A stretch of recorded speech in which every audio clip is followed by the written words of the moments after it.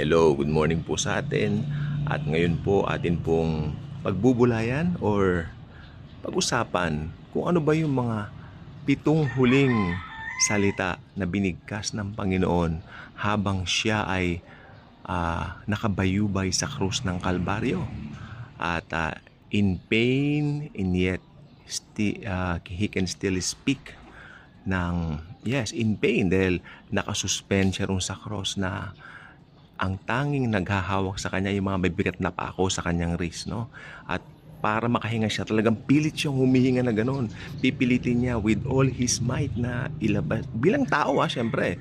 Bilang Diyos, hindi natin pinag-uusapan yan. Pero bilang tao, talagang pipilitin niyang huminga ng gano'n. At yun nangyayari sa kanyang baga during that time. Matindi po talaga. So, ayan po ang ating pag-uusapan, no? Pero lahat po ng ito ay kanyang binigkas dahil may significance po sa buhay ng bawat tao. Okay? Hindi lang sa buhay ng bawat believer, kundi sa buhay ng bawat tao. Tandaan ninyo, Jesus is knocking to the million hearts of people. Okay? Milyones na mga puso kinakatok ng Panginoon. Tandaan nyo, nasa Bible yan, kumakatok siya. Revelation 3:20. Behold, I'm standing, knocking at the door of your heart. And anyone who will open it, I will come in and we will supper together. Supper, ibig sabihin kakain kami ng sabay. Napakalaking karangalan, no? Na tayo po ay makasalo ng Panginoong Hesukristo sa kanyang hapagkainan. Ganyan po siya kabuti po sa atin. At tayo po ay kanyang minamahal at iniibig. Nakita niyo po ba kung gaano yung pag-istima sa atin ni Jesus sa ating mga believer? Sobra po talaga. Actually, sa buong mundo, ang church, tayo po ang church, yung katawan po natin, ang church po ang pinaka-importante kay Jesus sa lahat. Sapagkat ang church lang ang kanyang ira-rapture. May rapture po. Huwag kayong maniwala doon sa mga nagsasabing wala raw rapture, na natupad na raw yun. No. At may nagsasabi pa nga magkaparehong event daw. Okay, pero ang pag-uusapan natin ngayon, hindi naman po yan. Ang pag-uusapan natin ay ang 7 last words ni Jesus. Okay? So may kodiko po ako. Bakit may kodiko? Para mas maayos kong ma-present. No? Hindi yung parang, nasaan ba? Hanap. Parang magulong pangangaral. Ganun ako dati. Ako yun. I'm talking about myself. I'm not talking about anyone else. I'm just talking about myself. Pero natututo po tayo sa ganun. Nandito ba? So ako ba nilagay? Teka lang po. Okay. Nandito yun eh. Oo nga pala. Nandito sinulat ko sa Bible, no? Sa likod. May mga notes kasing pwede ka magsulat dito. Ang dami kong sa Biblia, ang daming sulat. Sinusulatan ko ang Bible, diba, sa likod. May mga notes para yung mga mahalagang revelation ng Lord. Alam natin. Ayan. The 7 last words of Jesus. Ready na po ba kayo? Maikling oras lang po ito dahil lang TikTok hanggang 10 minuto lang binibigay. You only have 10 minutes. Bilisan lang. Mabilisan lang. Ha? Mabilisan lang. Okay? Okay, the 7 last words of the Lord Jesus Christ. Number 1, Father, forgive them, for they know not what they do. Okay, ito po ay matatagpuan sa Luke chapter 23, verse 34. Direct to the point po, application po agad sa buhay natin ang ibibigay ko. Kung merong mga taong ayaw sa atin at hindi natin maintindihan, bakit despite ng ipinapakita kong effort na maging mabait, maging mabuti, talaga makakamit kayo ng mga tao na parang ayaw po talaga sa atin. Okay?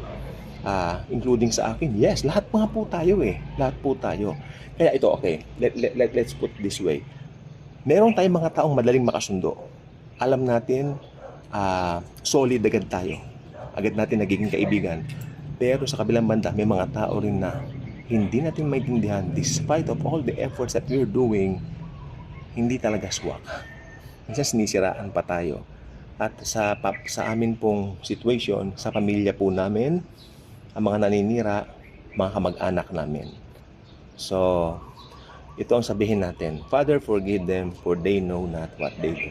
Life application tayo. Number 2. Ito kay Jesus lang po talaga ito. Tsaka sa alok niyang kaligtasan sa buong mundo.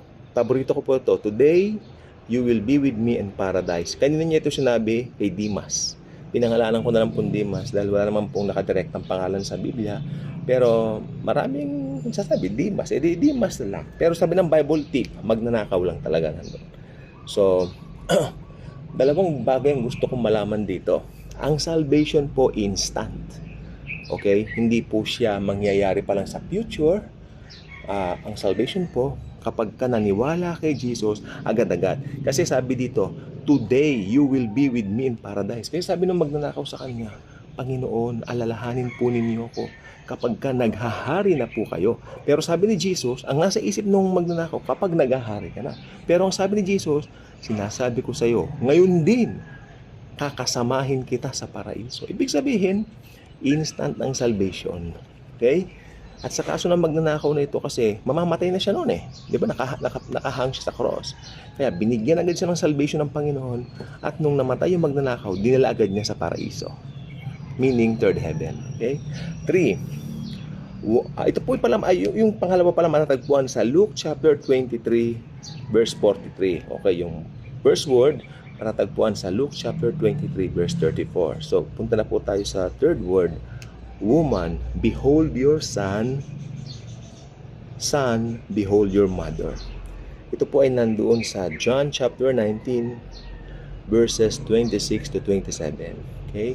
So, ito po ay kumakatawan po sa lahat ng sangkananayan, lahat ng nanay natin.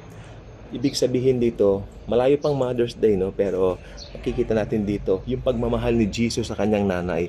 Kasi ang nanay niya ay matanda na. Actually, hindi naman ganun katanda. Kasi when she gave birth to Jesus, si Mary 14 years old lang eh. So, si Mary, approximately 33, si Jesus 43. 47 years old lang si Mary dito. 47 anyos lang siya. Pero ang point dito, hinahabilin niya yung nanay niya sa disciple niya na si John. Konti na lang time natin, no? Hinahabilin niya. So, ibig sabihin, binibigyan tayo ng Panginoon ng example na let's love our mother, no? At kung meron tayong pupuntahan malayo, kasi si Jesus dito, babalik na siya sa langit, i-restore niya na yung kanyang pagka-Diyos. Diyos siya eh, di ba? So, John, bahala ka na sa mami ko, di ba? Yes, Lord. John. Again, nasa John 19:26 to 27.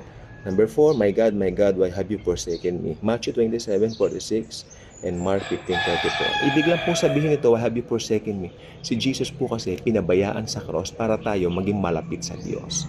Naranasan niya lahat yung hindi kaaya-aya, pagka-separate, man of sorrows po siya. Alam niyo po yan. Kaya nabanggit niyang, my God, my God. Si Jesus, buong ministry niya, binabanggit niya lagi, Father, Father. Pero this time, tinatawag niya ang Diyos na my God. Because nire-represent na po niya tayo sa mga panahon ito. Na? Number 5, ito po pala yung nasa Matthew 27:46 and Mark 15:34. 5, I thirst. John 19:28. I thirst. Simple. Nauuhaw siya sa kaluluwa. Yun lang. Number 6, it is finished. John 19:30. Paulit-ulit. Tapos na po ang batas ni Moises. Ngayon, nasa biyaya na tayo. Sabi ng Galatia 5:1, malaya na kayo, wag nang paalipin muli sa batas ni Moises. Okay? Okay, si Jesus ang ating kalayaan, si Jesus ang ating sabat. 5. Father, into your hands I commend my spirit. Luke chapter 23 verse 46. Simple. Lahat po ng tao, bago mamatay, dapat masabi niya, Lord, bahala na kayo sa kaluluwa ko. Diba? Yun po, parang ganun po ang nire-represent dito. Na alam natin na si Jesus, ngayon, siya nasa langit, nasa Diyos, siya ang in control ng lahat, ipagkatiwala natin sa Kanya ang ating Espiritu. So, yun po ang kabuuan ng ating pag-aaral sa 7 last words. No? Ang 7 last words ay binanggit ni Jesus sa loob ng 6 na oras, from 9 o'clock to 3 o'clock in the afternoon, when He expires and gave up the ghost para po sa atin. Thank you. God bless everyone.